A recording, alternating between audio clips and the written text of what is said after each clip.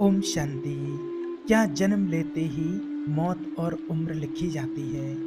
ये एक ऐसा प्रश्न है जिसको जानने के लिए हर किसी के मन में उत्सुकता होती है कि हमारी मौत कब होती है और कब लिखी जाती है।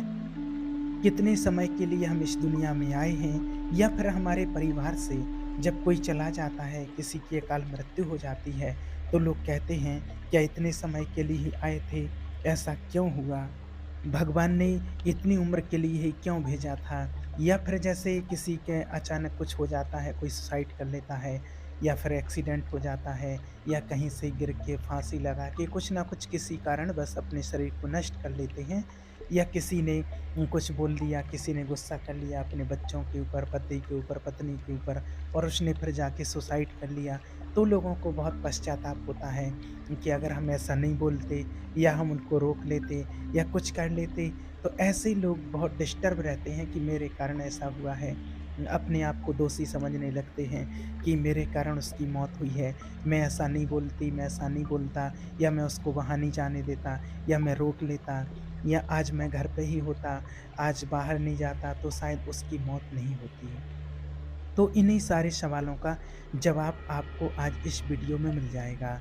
देखिए, सबसे पहली बात तो ये है कि जिसकी मृत्यु का समय आ जाता है, उसको कोई रोक नहीं पाता है। दुनिया की चाहे कोई शक्ति हो, उसको रोक नहीं सकती है, क्योंकि जिसकी मौत का समय आ गया है, उसको जाना है, तो उसको कोई रोक नहीं सकता है।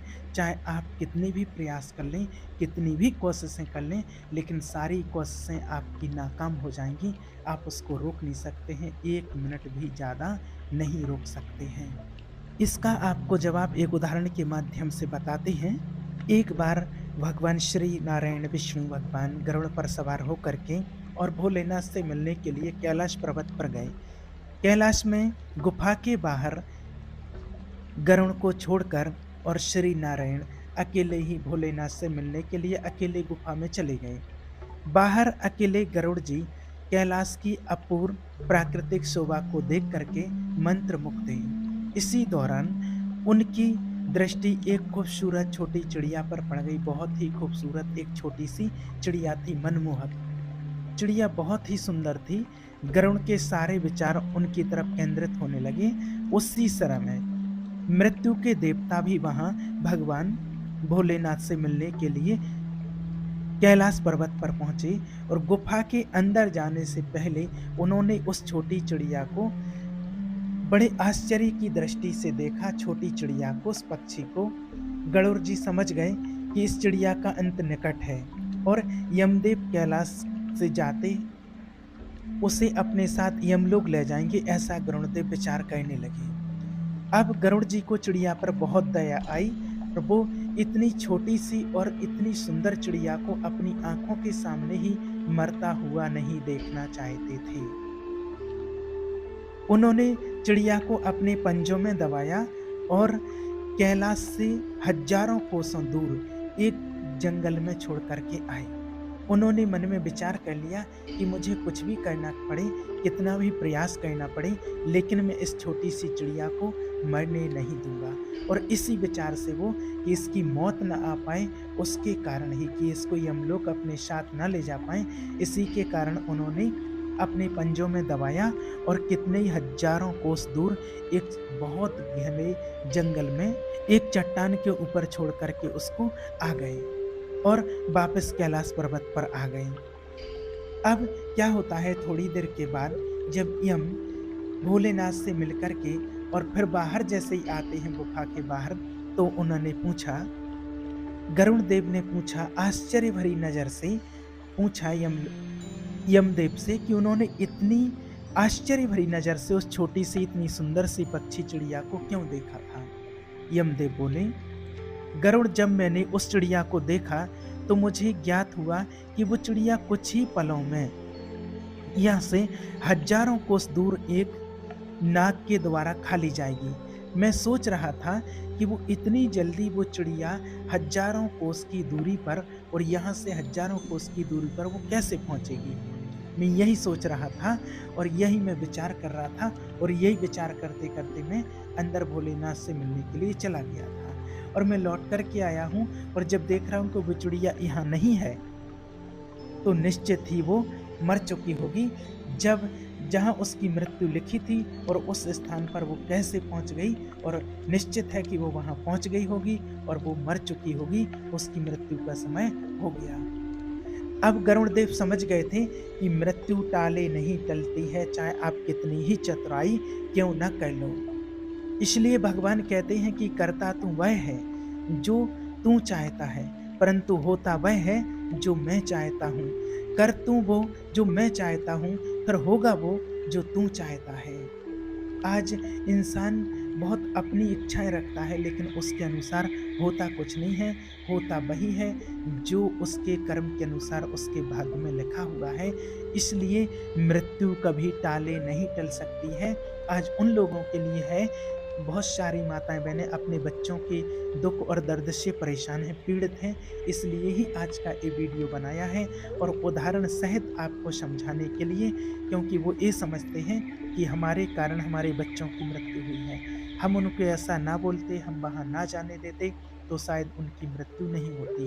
तो आज स्पष्ट आप सुन लीजिए, समझ लीजिए कि मृत्यु का समय एकदम निश्चित होता है, और जिस स्थान पर जिस समय उसकी मृत्यु होनी होती है, उस प्रकार किसी न किसी प्रकार से वो व्यक्ति वहाँ पर पहुँच जाता है, अपने निश्चित समय पर पहुँच जाता है, और पहुँच नहीं पाता है तो किसी न किसी के द्वारा वो पहुँचाया जाता है। जिस प्रकार से वो चिड़िया के लिए आपने देखा कि उसमें इतनी सामर्थ्य नहीं थी कि वो कुछ ही पलों में और हजारों कोस दूर उस जंगल में उस चट्टान पर पहुंच सके, जहां पर एक नाग बैठा है उसको खाने के लिए। तो वो इतने हजारों कोस चिड़िया में सामर्थ्य नहीं थी कि वो इतने जल्दी पहुंच जाती। उड़ते उड़ते उसको कितना समय लग जाता, कितने दिन महीने बीत जाते।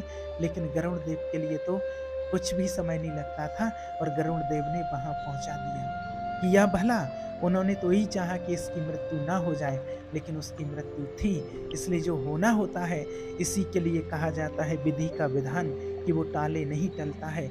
इसलिए आप परेशान ना हो, आप रो ना कि इस बात को लेकर के दुखी होकर के कि हमारे बच्चों की मृत्यु हो गई है। और मृत्यु का समय निश्चित होता है, कितने समय के लिए आपको कहाँ रहना है, किस व्यक्ति के पास रहना है, कितने समय पर माता पिता के पास में रहना है, कितने समय पर पत्नी के साथ में रहना है, पति को कितने समय तक पत्नी को पति के साथ में रहना, और अपने बच्चों के साथ में रहना, ये सब कुछ बिल्कुल निश्चित होता है और बिल्कुल फिक्स होता है। इसको कोई टाल नहीं सकता है, और ना ही कभी टलता है। इसलिए जहाँ मृत्यु लिखी है और जिस समय मृत्यु लिखी है, उस समय वो व्यक्ति वहाँ पहुँच जाता है, उसी स्थान पर निश्चित समय पर किसी ना किसी प्रकार से पहुँच जाता है। अब जो लोग कहते हैं कि कम आयु में ही चले गए, अकाल मृत्यु हो गई, तो अकाल मृत्यु नहीं होती है। उनके हिसाब किताब जो था कर्मों के अनुसार आपके साथ इतने ही दिन का था। किसी का 1 साल, 2 साल, 5 साल, 10 साल, 20 साल, 50, 100, जिसका जितना होगा उतने समय तक ही वो व्यक्ति आपके साथ में रहेगा।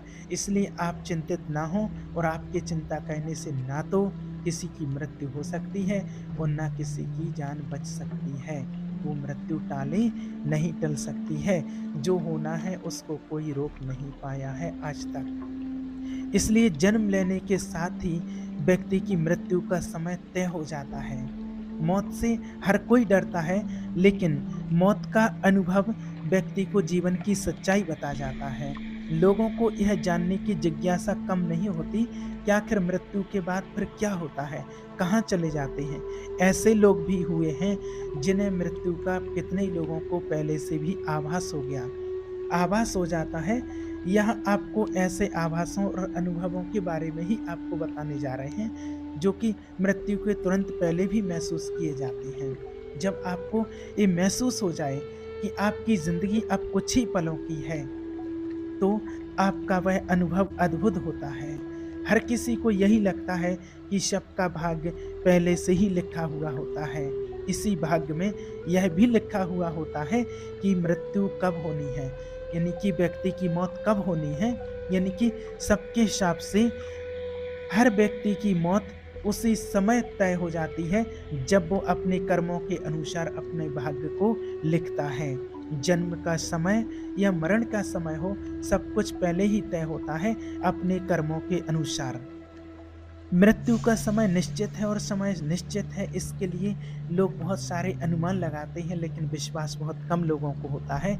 इस पर लोगों को विश्वास नहीं होता है। इस बात के लिए इसको लेकर के सब अपनी-अपनी राय देते हैं। लेकिन अगर हम बड़े-बड़े विद्वानों की बात करें, तो उनका यह मानना है कि जो किसी भी व्यक्ति की मृत्यु का जो समय होता है, वो एकदम निश्चित होता है और फिक्स होता है। यही परमात्मा ने बताया है। हालाँकि व्यक्ति की मृत्यु को लेकर के बहुत सारी आशंकाएँ और भावनाएँ बनी रहती हैं। अगर हम बात करें मृत्यु की, तो मृत्यु का समय तो निश्चित होता है, बस ये पता नहीं होता है उस समय निश्चित कब है। तो उस समय का किसी को पता नहीं होता है कि किस समय पर मृत्यु होनी है। एक और उदाहरण से आपको इसका रहस्य समझाते हैं। मान लीजिए कि एक गमले में आपने कोई पौधा उगाया और वो एक ऐसा पौधा है जिसे आपको सीज़न वाइज़ सीज़न बदलना होगा। ऐसे में उस पौधे के बड़े होने का भी एक निश्चित समय होगा, लेकिन ये कहना मुश्किल होगा कि कौन-सी तिथि को वो पौधा बड़ा होगा। उसी तरह से उसको गमले से निकाल कर के उसी तरह से उसे गमले में से निकाल कर के किसी अन्य पौधे को निकालने का भी एक निश्चित समय होगा, मगर किस समय ये किया जाएगा ये नहीं पता होगा। ऐसा ही कुछ मौत के साथ भी होता है। मौत का एक समय निश्चित होता है और समय फिक्स होता है, मगर तिथि और उसका समय बता पाना मुश्किल होता है और आपको ये पता नहीं होता है निश्चित के समय और तिथि कौन-सी है। आज तक ये किसी ने नहीं बता पाया है। आपने जो पौधा गमले में लगाया था, अगर अचानक कोई बकरी आकर के और उस पौधे को खा जाती है, बावजूद वो पौधा नहीं बच पाया। इसी प्रकार से हम इंसानों की मृत्यु का भी समय निश्चित नहीं होता है। हम इंसानों का जीवन तो पूरी तरह से कठिनाइयों से भरा हुआ होता है। हमेशा कोई ना कोई समस्या जीवन में आती रहती है। कभी कोई बीमारी तो कभी कोई बीमारी लगी ही रहती है। अगर कभी व्यक्ति को ठीक तरह से इलाज नहीं मिल पाया, तो भी उसकी मृत्यु हो जाती है।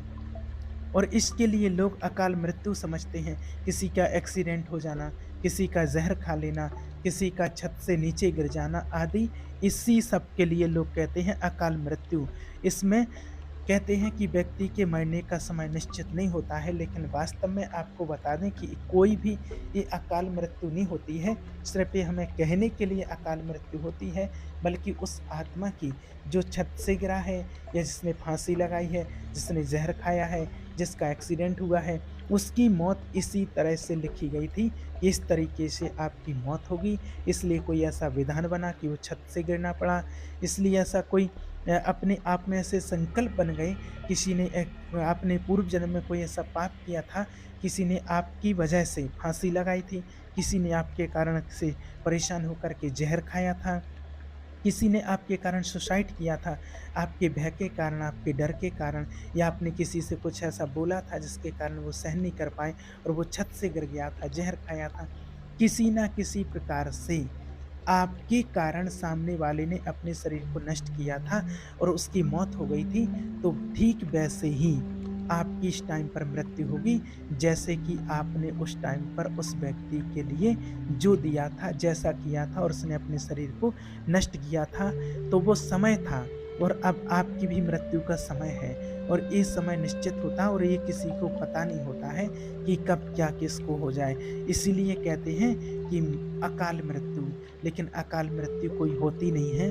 वो तो व्यक्ति जब समझ में नहीं आता, तो बस भगवान के ऊपर कुछ भी बोलने लगते हैं। कुंडली जब लोग बनाते हैं तो उसमें ये लिखा होता है कि आपको किस टाइम पर किस चीज़ से सावधान रहना है, लेकिन उसमें मौत के बारे में एकदम फिक्स कुछ नहीं लिखा हुआ होता है कि कब मृत्यु होगी। अक्सर हम देखते हैं कि लोगों की अचानक कहीं भी मृत्यु हो जाती है, तो लोग यही कहते हैं कि वो तो अकाल मृत्यु हो गई है, कम उम्र में चले गए हैं और वो आत्मा अब भटकती रहेगी। और कम उम्र की आत्मा में शरीर छोड़ दे कोई व्यक्ति कम उम्र में, तो उसकी आत्मा भटकती रहती है। इसके लिए भी बहुत सारे लोग पूछते रहते हैं। तो देखिए, आपको बता दें कि उम्र शरीर की कुछ भी हो, आत्मा की उम्र नहीं होती है। ये जो शरीर मिला हुआ है, वो इतनी आयु के लिए ही आत्मा ने धारण किया था और अब उसका जो समय था वो पूरा हो गया है, उसका पार्ट पूरा हो गया है, चाहे वो आत्मा 1 साल के लिए आई हो, 2 साल, 10 साल, 20, 50, 100, जितने साल के लिए भी आई हो, उसका समय निश्चित था और वो समय पूरा हुआ। आत्मा अपनी वापस चली गई है और आपका जो 5 तत्वों का पुतला था शरीर वो यहीं से लिया और वो यहीं पर छोड़ कर के आत्मा चली गई है। अब उसको अपनी दूसरी यात्रा करनी है और वो उस यात्रा करने के लिए वो चली गई है। ये सब यही दर्शाता है कि किसी भी व्यक्ति की मृत्यु का समय निश्चित कब है ये पता नहीं होता है, बस मृत्यु निश्चित होती है, ये वास्तविकता है कि मृत्यु निश्चित होती है। श्रीमद् भगवद गीता के मुताबिक विधि का विधान कोई नहीं बदल सकता है। श्री कृष्ण भगवान ने कहा था कि मैं सब कुछ होते हुए भी विधि के विधान को नहीं टाल सकता हूँ, नहीं बदल सकता हूँ। मेरी मेरी चाहे राधा थी और चाहती मुझको मीरा थी, पर मैं हो रुक्मणी का गया। इसका मतलब है कि होनी को कोई टाल नहीं सकता है और विधि का विधान हमेशा बना ही रहता है। वो तो अवतार थे लेकिन होनी को कोई टाल नहीं सकता है। विधि का विधान जो लिखा है वो हो करके ही रहता है। भाग्य में जो लिखा है वही मिलेगा, कोई चाहे लाख कोशिशें कर ले। ये तो आपने भी देखा होगा कि भगवान श्री कृष्ण को और प्रभु श्री राम को अपने अपने जीवन में कितनी विपरीत परिस्थितियां आई थीं। वह तो स्वयं भगवान के अवतार थे, अगर वो चाहते तो अपनी परेशानियां स्वयं ही दूर कर सकते थे। लेकिन उन्होंने धरती पर जन्म लेकर के मनुष्यों की तरह ही उन्होंने कष्ट भोगे और उनके सही दिमाग से सही ढंग से उनको दूर भी किया। श्री राम और श्री कृष्ण कोई भी अपने जीवन को ना बदल सके। अगर प्रभु श्री राम का जीवन कष्टों से भरा ना होता तो वो हमें क्या सिखाते। श्री राम जी हमें बताए कि इस पूरी दुनिया को बनाने वाला जब इतना कष्ट सहन कर सकता है तो हम इंसान क्यों नहीं। अगर श्री राम चाहते तो वो कष्ट अपने जीवन के कष्ट बदल सकते थे, लेकिन नहीं, उनके जीवन में जो भी कष्ट आए उन्हें आने से पहले ही वो दूर कर सकते थे, पर उन्होंने ऐसा कभी नहीं किया और उन्होंने धैर्य और सूझबूझ के साथ उनको दूर किया। उन्होंने हमें धैर्य, गरिमा, सम्मान, स्मृति, प्रेम, सत्य के लिए लड़ना और बहुत कुछ सिखाया है। जो व्यक्ति सत्य के मार्ग पर चलता है उसके जीवन में परेशानियां आती ही हैं। श्री राम जी ने अपने पिता दशरथ जी के सामने भी वनवास को चुना, क्योंकि वो ये बताना चाहते थे कि माता पिता को भगवान की तरह मानना चाहिए, इसलिए माता पिता की रक्षा के लिए वो वनवास चले गए। प्रभु श्री राम और श्री कृष्ण के जीवन से हम अपने जीवन के लिए जितनी सीख लें उतनी ही कम है। उनके जीवन से हमें यही समझ में आया कि विधि के विधान को कोई भी नहीं बदल सकता है। इसलिए आप अपने जीवन में आने वाली परिस्थितियों को लेकर के बिल्कुल भी तनाव, टेंशन ना लें। जो कुछ भी हो रहा है वो विधि का विधान है, वो टाला नहीं जा सकता। हर एक की मृत्यु का समय, स्थान फिक्स होता है और जिस समय जिसकी मृत्यु होती है वो व्यक्ति अपने समय पर किसी न किसी प्रकार से एक निश्चित समय पर वो पहुंच जाता है। इसलिए आपको परेशान होने की बिल्कुल भी ज़रूरत नहीं है और इस सत्य को आप स्वीकार कीजिए। ओम शांति।